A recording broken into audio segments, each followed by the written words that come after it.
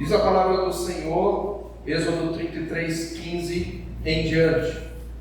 Então lhe disse Moisés: se a tua presença não vai comigo, não nos faças subir deste lugar. Pois como se há de saber que achamos graça aos teus olhos, eu e o teu povo? Não é porventura em andares conosco, de maneira que somos separados, eu e o teu povo, de todos os povos da terra? Disse o Senhor a Moisés: farei também isto que disseste, porque achaste graça aos meus olhos, e eu te conheço pelo teu nome. Então ele disse: rogo-te que me mostres a tua glória. Respondeu-lhe: farei passar toda a minha bondade diante de ti, e te proclamarei o nome do Senhor. Terei misericórdia de quem eu tiver misericórdia, e me compadecerei de quem eu me compadecer. E acrescentou: não me poderás ver a face, porquanto homem nenhum verá a minha face e viverá. Disse mais o Senhor: eis aqui um lugar junto a mim, e tu estarás sobre a penha. Quando passar a minha glória, eu te porei numa fenda da penha, e com a mão te cobrirei, até que eu tenha passado. Depois, em tirando eu a mão, tu me verás pelas costas, mas a minha face não se verá. Então disse o Senhor a Moisés: lavra 2 tábuas de pedra como as primeiras, e eu escreverei nelas as mesmas palavras que estavam nas primeiras tábuas que quebraste. E prepara-te para amanhã, para que subas pela manhã ao monte Sinai, e ali te apresentes a mim no cimo do monte. Ninguém suba contigo, ninguém apareça em todo o monte, nem ainda ovelhas nem gado se apacentem de frente dele. Lavrou, pois, Moisés 2 tábuas de pedra, como as primeiras, e levantando-se pela manhã de madrugada, subiu ao monte Sinai, como o Senhor lhe ordenara, levando nas mãos as 2 tábuas de pedra. Tendo o Senhor descido na nuvem, ali esteve junto dele e proclamou o nome do Senhor. E passando o Senhor por diante dele, clamou: Senhor, Senhor, Deus compassivo, clemente e longânimo, e grande em misericórdia e fidelidade, que guarda a misericórdia em 1000 gerações, que perdoa a iniquidade, a transgressão e o pecado, ainda que não inocente o culpado, e visita a iniquidade dos pais dos filhos e dos filhos dos filhos, até a 3ª e 4ª geração. E imediatamente, curvando-se Moisés para a terra, o adorou e disse: Senhor, se agora achei graça aos teus olhos, segue em nosso meio conosco, porque este povo é de dura serviço. Perdoa a nossa iniquidade e o nosso pecado, e toma-nos por tua herança. Amém. O presbítero Isaías já orou pela mensagem. Para aqueles que estão nos visitando, nós temos meditado os cultos matutinos no livro de Êxodo. E este é o trecho em que estamos neste momento. Meus irmãos, nós não nos devemos esquecer que na estrutura do livro de Êxodo, esta narrativa faz parte daquela seção em que, após libertar o seu povo e fazer com ele uma aliança, o Senhor encaminha a preparação do seu lugar de habitação no meio do povo, com o projeto do tabernáculo. Até aqui nós vínhamos vendo como o Senhor havia dado instruções a Moisés sobre cada peça, cada utensílio do tabernáculo. Já havia escolhido aqueles que haveriam de confeccionar todos os seus utensílios. Então nós estamos, meus irmãos, entre a aliança e a habitação de Deus com o seu povo. Nós vimos que o livro de Êxodo pode ser dividido em 3 grandes seções. A primeira, que a gente chama de libertação, o momento em que Deus resgata o seu povo do Egito. A segunda grande seção, nós chamamos de aliança, é o momento em que Deus os leva ao Sinai e faz com ele uma aliança, dando-lhes a lei. E a terceira parte, que é a parte em que estamos, é a parte que nós resumimos na palavra habitação. Deus agora se prepara para habitar ou para peregrinar com o seu povo através de um templo móvel, de um templo portátil. Então nós devemos ter isto em mente, que nós estamos entre a aliança e a habitação de Deus com o seu povo. Deus ainda o tabernáculo não foi erguido. Eles ainda não começaram a caminhar, eles estavam apenas se preparando. Então estamos entre a aliança e a habitação de Deus. Devemos igualmente lembrar que a relação entre Deus e Israel é retratada frequentemente na Escritura na figura de um casamento. E nessa perspectiva, o trecho que lemos retrata, como nós já temos visto, uma crise na relação entre Deus e Israel, quando aquele que deveria ser um reino de sacerdotes, aquela que deveria ser a esposa de Javé, revela-se um povo idólatra e uma mulher adúltera que trai o seu esposo na noite de núpcias. O Senhor está revelando-se a Moisés no monte, enquanto o povo está adorando o bezerro de ouro. E nós já vimos como, após Israel ter se entregado à idolatria e à depravação religiosa e moral, e após ter recebido de Deus a disciplina, Moisés intercede pelo povo, suplicando ao Senhor que não os abandone, porque o Senhor ameaça abandoná-los, ameaça abandonar o projeto do tabernáculo. Moisés, então, na sua intercessão, como nós vimos, argumenta com Deus que de nada adianta a posse da bênção sem a presença do abençoador. Deus disse: eu vou te levar para a terra que manda leite e mel, mas eu não estarei mais em meio de vocês. E Moisés disse: de nada adianta a presença da bênção, a posse da bênção, sem a presença do abençoador. Ele fala isso exatamente no verso 15: se a tua presença não vai comigo, não nos faças subir deste lugar. Pois como se há de saber que achamos graça aos teus olhos? Ou seja, como se há de saber que nós somos o povo amado do Senhor, eu e o teu povo? Não é porventura em andares conosco, não é estares presente em nosso meio, de maneira que somos separados, eu e o teu povo, de todos os povos da terra? Então, Moisés, ele roga a Deus que mantenha a sua presença no meio deles. E nessa luta em oração pela continuidade da presença manifesta de Deus, nós vimos que Moisés revela-se um tipo de Cristo, como mediador entre Deus e Israel, para restaurar a ruptura que o pecado havia feito entre eles.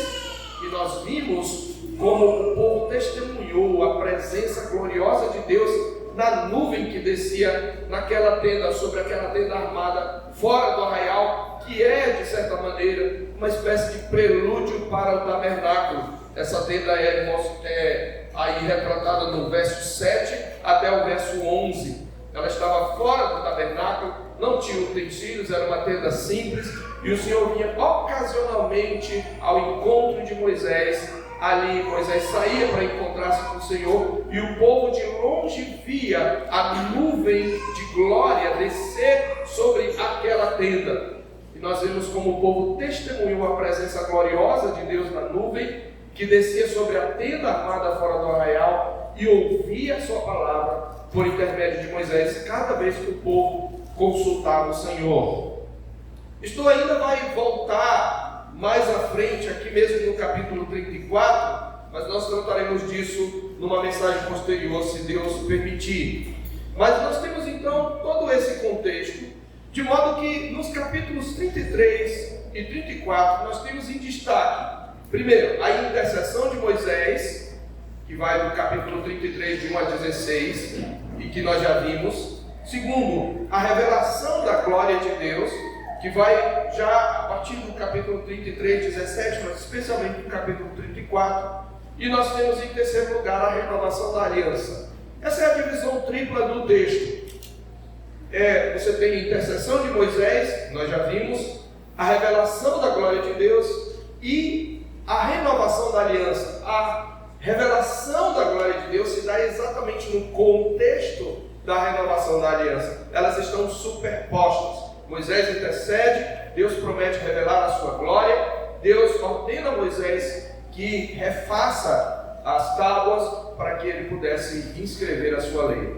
O comentarista Victor Hamilton, no seu comentário de Êxodo, aponta 4 subseções desses versículos. Primeiro, ele mostra que Moisés se prepara para subir no monte e se encontrar com o Senhor, aqui no capítulo 34.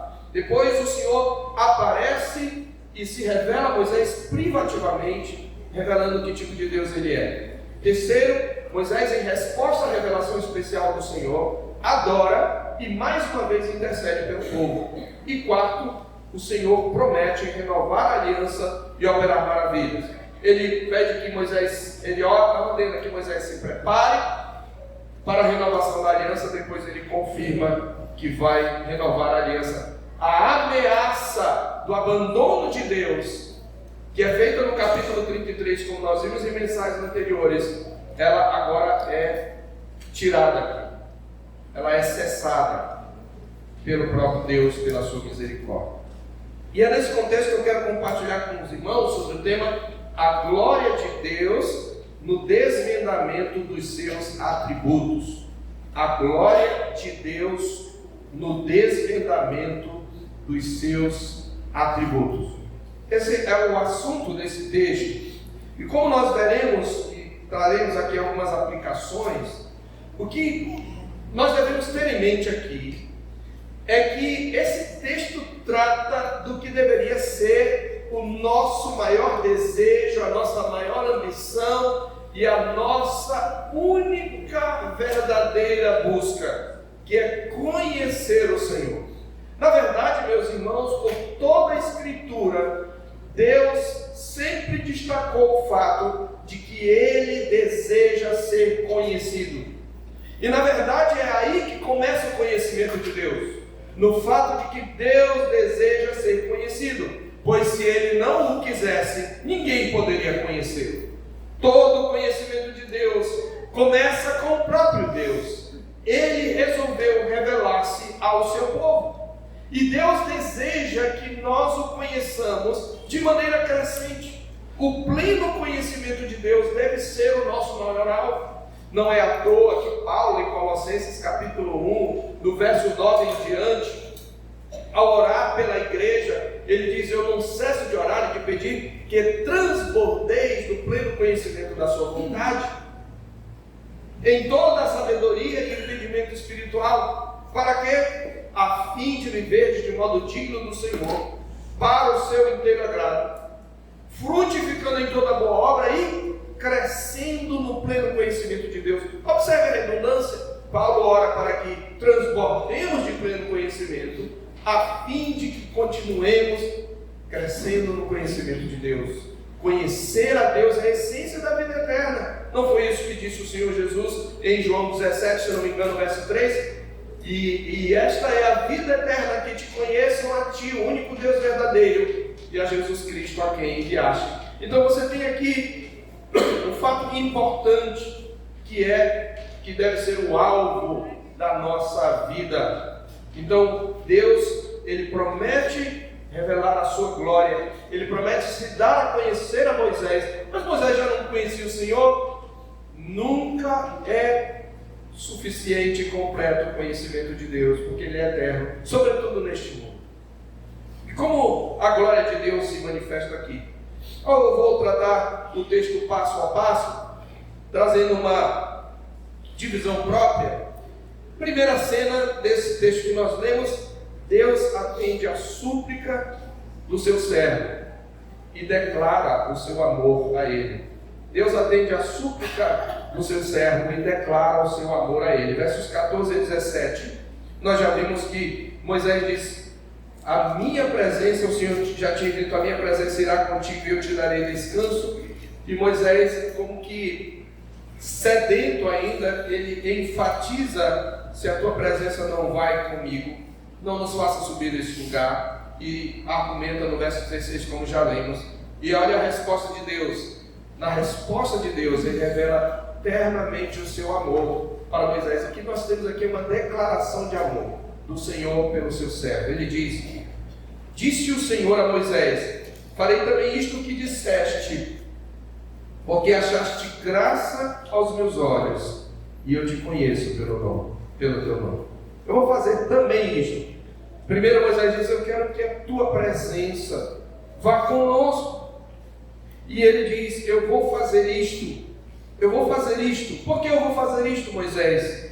Porque tu achaste graça aos meus olhos. Eu falei que essa expressão, tu achaste graça aos meus olhos, era uma das formas como o marido, por exemplo, declarava o seu amor à sua esposa.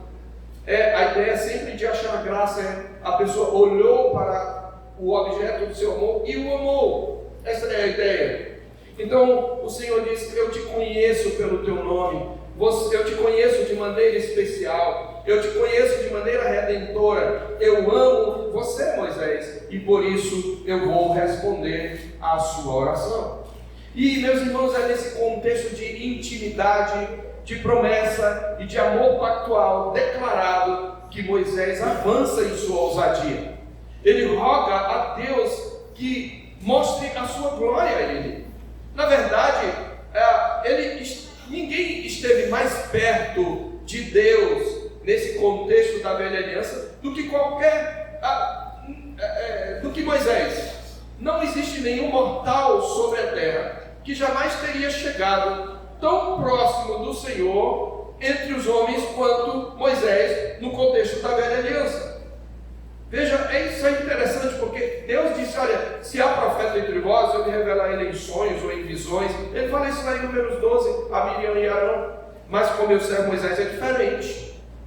Eu falo com ele boca a boca. Não era por visão, não era por sonho, era de maneira direta, por assim dizer. O próprio texto do capítulo 33, observe que no verso 10 diz que, no verso 11 diz: falava o Senhor a Moisés face a face, como qualquer fala a seu amigo. Então voltava Moisés para o arraial, porém o moço Josué, seu servidor, filho de Nun, não se apartava da tenda. E lá ao final de Deuteronômio, quando Moisés morre, está declarado que nunca mais se levantou, no capítulo 34, verso 10, nunca mais se levantou em Israel profeta algum como Moisés, com quem o Senhor houvesse tratado face a face. O que mais então Moisés quer ver é que, embora tenha estado mais perto de Deus do que qualquer mortal na terra jamais chegaria, Moisés nunca vira a face de Deus. Pois, ainda que o Senhor lhe falasse face a face, como qualquer um falava a seu amigo, Deus sempre estivera envolto numa nuvem espessa. Ninguém podia, na verdade, ver a face de Deus com seus olhos físicos e viver. Então, Deus atende à súplica do seu servo, declara o seu amor. Moisés então suplica algo mais. Ele diz: eu quero ver, eu quero te ver com meus olhos físicos. E aí, em segundo lugar, essa é a segunda cena, ou na verdade é a segunda parte do diálogo, porque o que nós temos aqui é um diálogo entre Deus e Moisés. Deus promete revelar sua glória a ele. Versos 19 a 23. Mas a resposta de Deus é um sim parcial. É como se ele dissesse parcialmente deferido, deferir parcialmente. Isto porque Moisés não poderia ver a face de Deus. Na verdade, homem nenhum poderia ver a sua face. No estado em que nós estamos de queda, nenhum de nós poderia ver a face de Deus e permanecer vivo. E a resposta de Deus então é: olha, Moisés, eu vou revelar a minha glória. O que você está querendo? O que Moisés queria ver. Mas o que é mais importante? Ver com os olhos físicos ou conhecer a glória de Deus de um modo mais profundo? Porque as duas coisas não são semelhantes. Você pode ver coisas extraordinárias da parte de Deus. O povo de Israel viu o monte fumegando, os terremotos, o clangor de trombetas, os trovões, aquela tempestade sobrenatural, e ainda assim adorou um bezerro de ouro. Ou seja, o povo viu não a face do Senhor, mas viu uma manifestação teofânica da sua presença, porém não conheceu o Senhor. E Moisés precisava entender essa diferença. Por isso o Senhor diz: olha, primeiro, Moisés, ninguém pode ver a minha face. Verso 20: não me poderás ver a face, porquanto homem nenhum verá a minha face e viverá. E verso 23: depois, em tirando eu a mão, tu me verás pelas costas, mas a minha face não se verá. Mas qual é o anseio de Moisés? Possivelmente Moisés tem uma visão errada, ou faz uma aplicação errada do seu anseio. O seu anseio é sincero, e é desejável, e é imitável. ele quer conhecer mais profundamente a Deus. Ele havia dito isso no verso 13 do capítulo 33, observe aí. Agora, pois, já achei graça aos teus olhos, se o Senhor me ama, rogo-te que me faça saber neste momento o teu caminho, para que eu te conheça e ache graça aos teus olhos e considera que essa nação é teu povo. Ele queria conhecer mais profundamente a Deus e imaginava que se ele visse a face de Deus, ele teria esse conhecimento. Então Deus, na verdade, não responde exatamente ao pedido de Moisés, ao modus operandi que Moisés queria, mas Deus responde ao seu anseio. Ele diz: eu vou revelar a minha glória. É o que você precisa, Moisés. Mas veja, na verdade, nós temos na Escritura a expressão ver a Deus, mas quando ela é usada, ela é sempre figurada, referindo a algum vislumbre, no máximo do entorno da presença manifesta do Senhor. Nós já vimos isto em Êxodo capítulo 24, na verdade, os anciãos, juntamente com Josué, Arão e os seus filhos, eles viram a glória de Deus no capítulo 24, versos 9 a 11, e subiram Moisés e Arão, Nadab e Abiú, e 70 dos anciãos de Israel, e viram o Deus de Israel. Mas não quer dizer que eles viram a sua face. O que eles viram? Eles viram o Deus de Israel, sob cujos pés havia uma como pavimentação de pedra de safira, que se parecia com o céu na sua claridade. Deus não os fulminou, não estendeu a mão sobre eles ou contra eles. Então eles veem no máximo isso. E nós temos Moisés subia ao monte, e o Senhor falava frente a frente com ele, mas estava sempre envolto numa nuvem, e no máximo ele viu uma pavimentação como de pedra de safira, sobre a qual repousavam os pés do Senhor. Então, meus irmãos, a pergunta que devemos fazer é: como Moisés poderia ter um conhecimento mais profundo do Deus da aliança? Como ele poderia contemplar a glória do Senhor? Obviamente, teria que ser como por espelho. E Deus lhe explica como vai revelar a sua glória no verso 19. Como é que Deus promete revelar a glória? Farei passar toda a minha bondade diante de ti, e te proclamarei o nome do Senhor. Terei misericórdia de quem eu tiver misericórdia, e me compadecerei de quem eu quiser, de quem eu me compadecer. Deus está dizendo que revelaria a sua glória, meus irmãos, proclamando o seu próprio nome. Deus revelaria a sua misericórdia, a sua glória, revelando quem Ele era, revelando o seu caráter, revelando os seus atributos. O Senhor acrescenta que a sua revelação é um ato de misericórdia soberana, que Ele dispensa a quem quer. E em seguida, Ele dá instruções a Moisés a fim de prepará-lo para a revelação da glória divina nos versos 21 a 23. Disse mais o Senhor: eis aqui um lugar junto a mim, e tu estarás sobre a penha. Quando passar a minha glória, eu te porei numa fenda da penha, e com a mão te cobrirei, até que eu tenha passado. Depois, em tirando eu a mão, tu me verás pelas costas, mas a minha face não se verá. Ele vai ver alguma forma das costas de Deus. Você poderia perguntar: mas Deus é espírito, Ele não tem forma. É verdade. O que nós temos aqui é uma manifestação teofânica, mas uma manifestação teofânica em forma humana. Porém, mesmo essa forma humana não é vista a sua face, no máximo as suas costas. Este é o ponto. Deus, de alguma maneira, se manifesta a Moisés de maneira visível aos seus olhos físicos, porém, apenas as costas. Meus irmãos, o que podemos aprender dessas duas primeiras cenas, ou dessas duas primeiras falas? O que nós podemos aprender aqui? Eu quero já trazer algumas aplicações. Primeira lição que nós aprendemos: a glória de Deus é revelada a nós, não por visão, mas no desvendamento dos seus atributos, por meio da sua palavra proclamada. Nós ainda veremos isto. Deus apenas está prometendo, Ele apenas está dizendo como Ele vai ser revelado. Mas nós aprendemos aqui que a glória de Deus é revelada a nós não por visão, não por uma visão física, seja ela de natureza, vamos dizer assim, normal ou de maneira sobrenatural. A glória de Deus, ela é revelada no desvendamento dos seus atributos, das suas excelências. E como é que Ele nos desvenda seus atributos? Pela sua palavra proclamada. É o que Ele diz aqui: farei passar a minha bondade diante de ti e te proclamarei. O próprio Senhor proclamará o nome do Senhor. É isso que Ele está dizendo. E você deve ter em mente que Ele está falando nada mais, nada menos do que com Moisés, com ninguém menos, melhor dizendo, do que com Moisés, que já tinha visto grandes manifestações teofânicas da presença de Deus.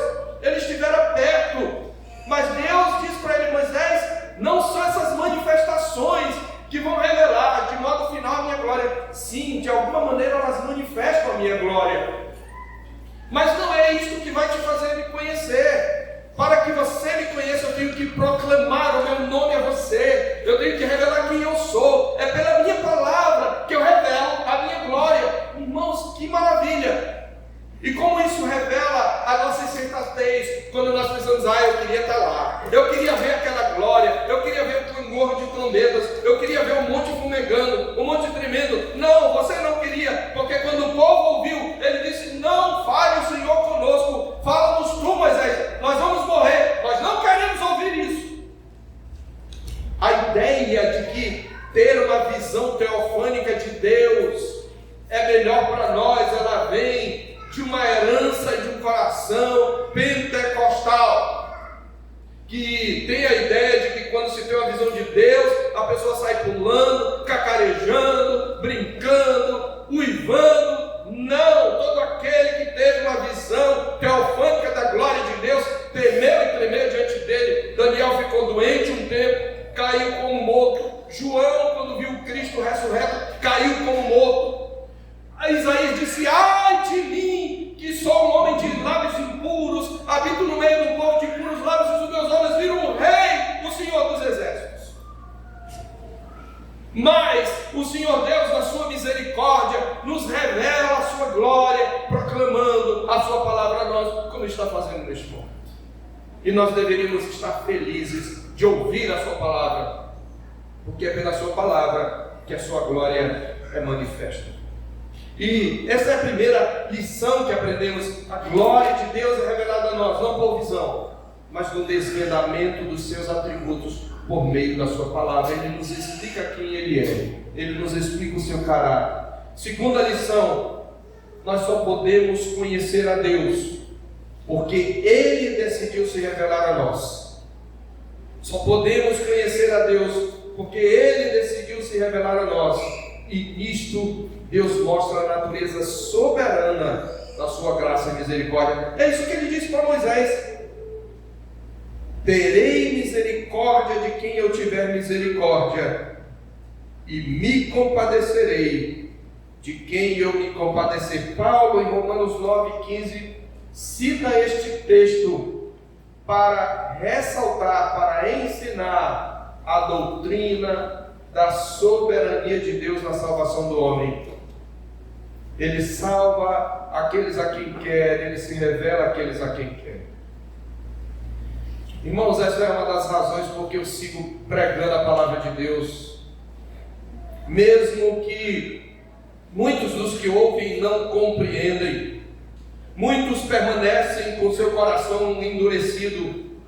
Eu não conheço o coração de ninguém, mas pela que a palavra de Deus diz, dificilmente num grupo desse todo mundo está discernindo o que eu estou falando. Alguns vão sair daqui com o coração endurecido, e que pena. A minha oração é que o Senhor Deus tenha misericórdia e a sua palavra penetre no seu coração endurecido, que Ele lhe dê um coração de carne para que você compreenda a revelação e contemple pela fé a glória de Deus. Mas só Ele pode fazer isso. Ele tem misericórdia de quem quer. Não é questão de direito, mas de usar Deus a sua misericórdia. Ele decide quem pode contemplar a sua glória e em que medida. Porém, o que Ele espera de nós é que tenhamos sede de conhecê-lo. E essa sede é importante para que nós, como Moisés, clamemos. Aí nós temos então a terceira parte desse texto, que está no capítulo 34, e nela Deus renova a aliança com o seu povo. Deus renova a aliança com o seu povo. Meus irmãos, o desvendamento dos atributos de Deus se dá exatamente no ato de renovar a aliança. E que cena tremenda nós temos aqui. Ele está diante de uma esposa adúltera, Israel, que o traiu na noite de núpcias, no momento em que a aliança está sendo lavrada. E atendendo à intercessão do mediador, ele resolve não se divorciar da sua esposa, mas perdoá-la e lavrar uma nova aliança. Então, como ele faz isso? Primeiro, ele instrui Moisés que lavre novas tábuas e suba ao monte para que o Senhor escreva as mesmas palavras. Verso 1: Então disse o Senhor a Moisés: lavra 2 tábuas de pedra como as primeiras, e eu escreverei nelas as mesmas palavras que estavam nas tábuas que quebraste. Essa palavra, o verbo quebrar aí, a ideia de esmiuçar, aquela que tu quebraste em pedacinhos. Lavra outras tábuas, eu vou escrever as mesmas palavras. Deus reitera depois as advertências quanto ao restante do povo, as mesmas que ele fizera no capítulo 19, nos versos 2 a 4. E prepara-te para amanhã, para que subas pela manhã ao monte Sinai, e ali te apresentes a mim no segundo monte. Ninguém suba contigo, ninguém apareça em todo o monte, nem ainda ovelhas nem gado se apacentem defronte dele. Moisés então lavra as tábuas, levanta-se de madrugada e sobe ao monte Sinai, como o Senhor lhe ordenara, levando na mão as 2 tábuas de pedra. Você tem que contemplar essa cena de Moisés subindo. Ele lembra, há uma cena anterior, no capítulo 33, no capítulo 32, o verso 15 em diante, o Moisés descendo, quando ele vê a idolatria, o povo desenfreado, aquela orgia, ele quebra as tábuas ao pé do monte. Agora você vai ver Moisés voltando o monte, a ideia de uma renovação da aliança. O que é que nós temos aqui, queridos?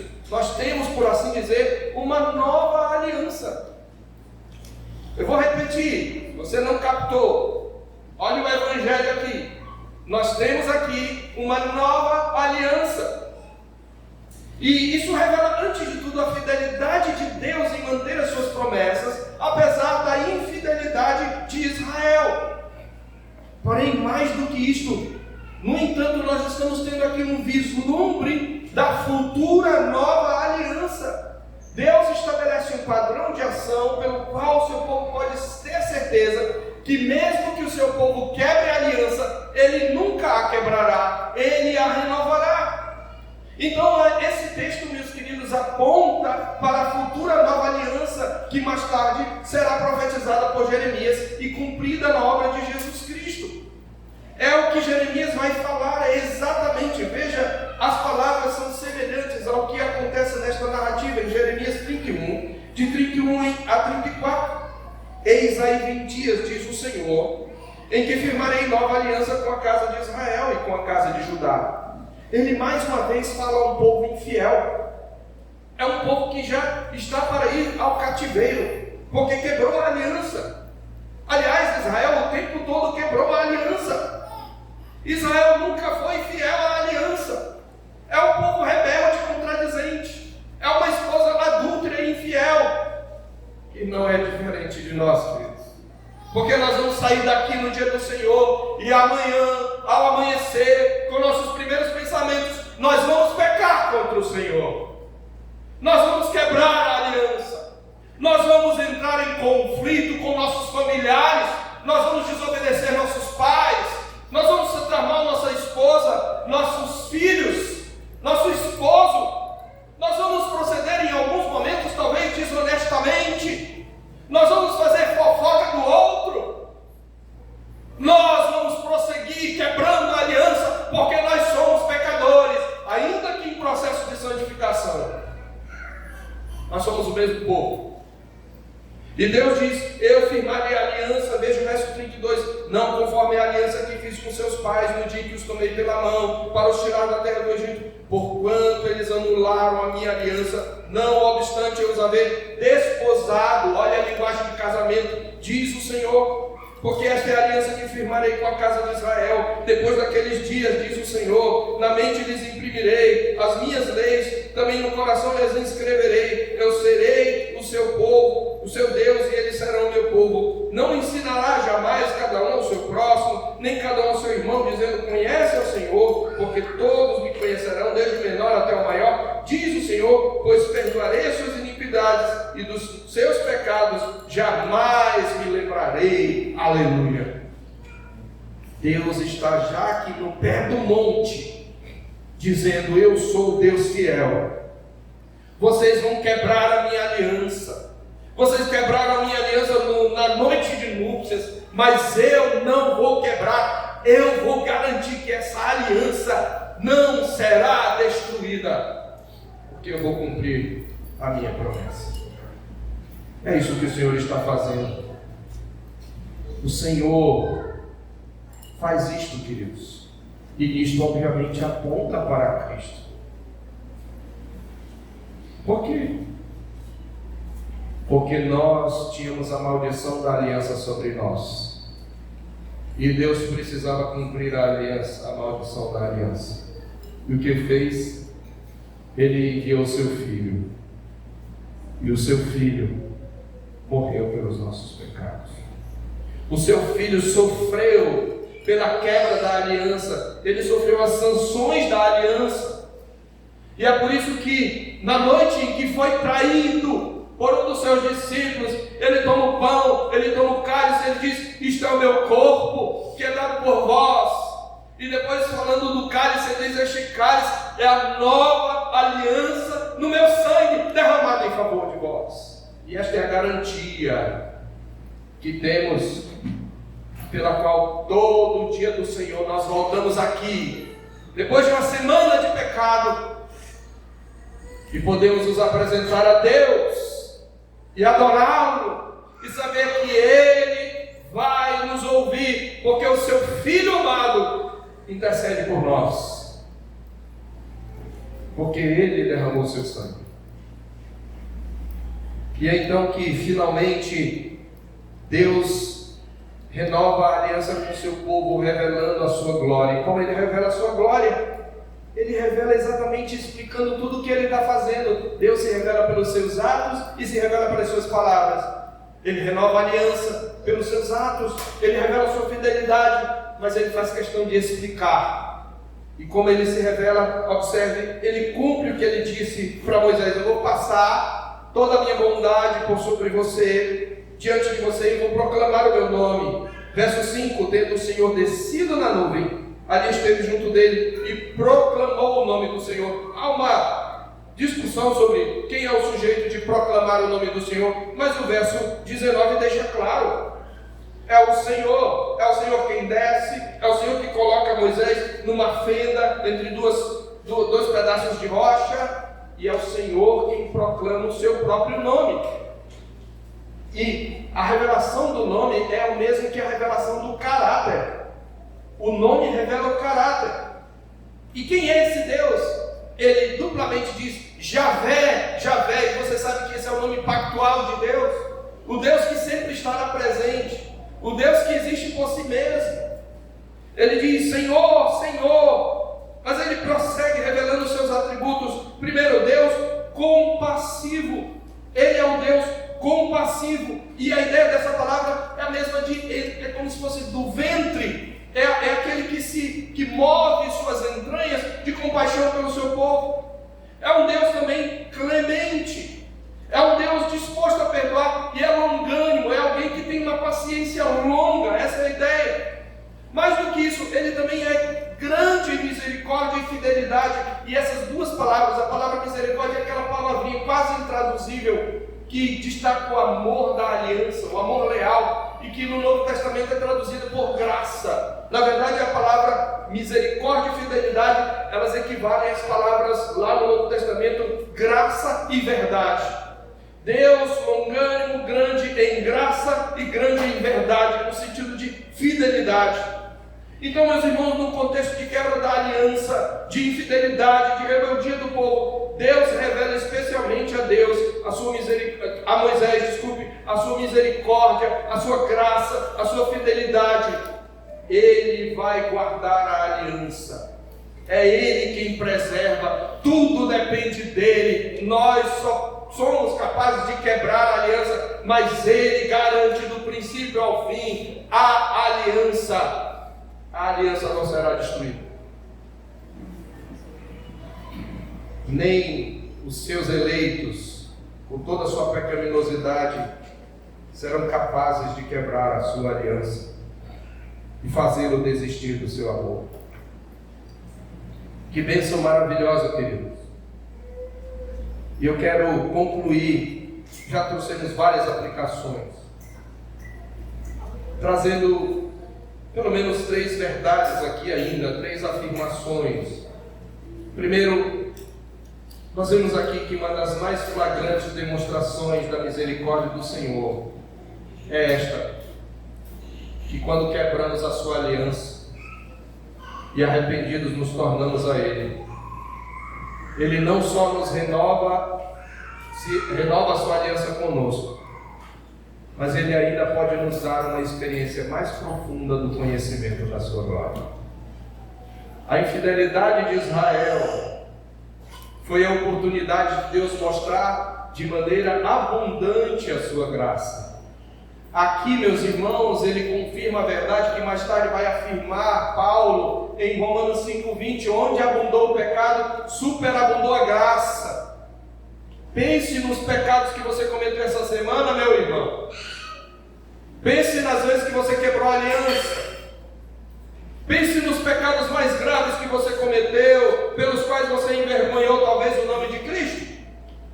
Pense nos pecados que você cometeu contra os seus familiares, contra os seus pais, contra os seus filhos, contra o seu cônjuge, contra o seu patrão também. Pense agora em algo que você fez que martela na sua consciência.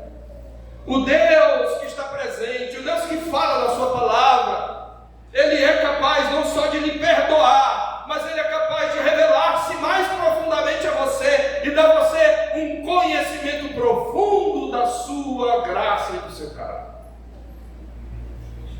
Que Deus maravilhoso é esse! Foi o que Ele fez com Israel. Segundo lugar, é óbvio que tudo isso aponta para Cristo, porque Deus está preparando o seu povo e revelando por meio de símbolos, por meio de tipos, o seu evangelho. Ele providenciou um mediador para interceder entre ele e Israel, como ocorre com Moisés várias vezes, inclusive no verso 9: Senhor, se agora achei graça aos teus olhos, segue em nosso meio, porque este povo é de dura serviço, perdoa a nossa iniquidade e o nosso pecado e toma-nos por tua herança. Essa é a oração contínua que faz o Filho diante da sua presença, e é só por essa oração, mesmo por essa oração e não pela de Moisés, que aquele povo foi poupado naquele momento. Deus demonstra por meio de Cristo a sua glória, e Ele revela todos esses atributos. Ele revela a sua misericórdia. Ele é aquele que visita a iniquidade dos pais nos filhos também. E Ele visitou a iniquidade em Cristo, para que nós fôssemos libertos da maldição da lei.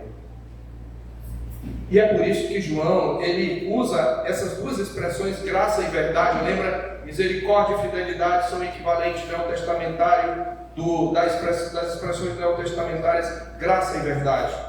E lá em João capítulo 1, quando fala do verbo encarnado, ele vai exatamente falar isso, e ao que parece, João tem esta passagem em mente.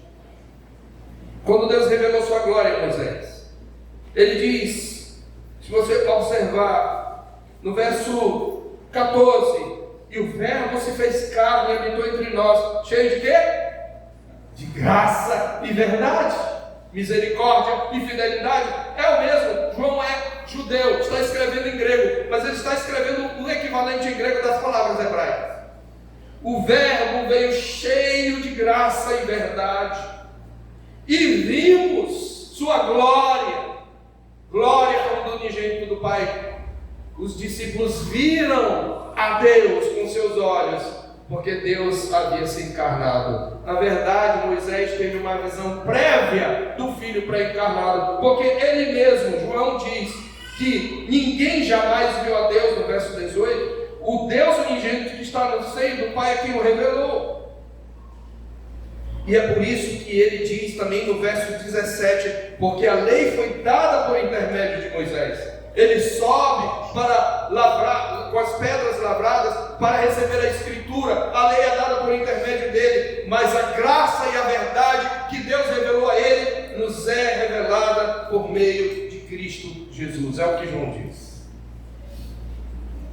Jesus Cristo é o Deus encarnado, que revela todos esses atributos de Deus. E sabe do que mais, irmãos? Nós hoje temos uma revelação superior, porque Cristo já morreu, já ressuscitou, está à destra de Deus. E nós temos comunhão ininterrupta com Deus por meio do seu Espírito. Mas, além de tudo isso, nós contemplaremos um dia a sua face. E como nós veremos a face de Deus? O Deus encarnado que está no seio do Pai há de revelar. E quando nós olharmos para Cristo, verdadeiro Deus e verdadeiro homem, nós saberemos que estaremos diante do Deus triunfo. Porque quem o vê, vê o Pai. E é por isso que lá em Apocalipse, eu termino com isto, queridos, no capítulo 22, há uma promessa de que o pecado um dia não mais existirá. No verso 3 em diante diz que nunca mais haverá qualquer maldição. Nela estará o trono de Deus e do Cordeiro, aquele que morreu. Os seus servos servirão, contemplarão a sua face, e na sua fronte está o nome dele. Aleluia. Nós vamos vê-lo com nossos olhos físicos, mas agora totalmente glorificados. E a Bíblia diz que nós seremos semelhantes a ele, porque haveremos de vê-lo como ele é. Que o Senhor Deus não só nos console, meus irmãos, que Ele também nos envergonhe, que Ele nos humilhe, que Ele quebrante o nosso coração, que Ele nos console e nos aumente o amor e a adoração por Cristo Jesus, aquele por meio de quem todos os atributos de Deus nos são desvelados. Vamos orar.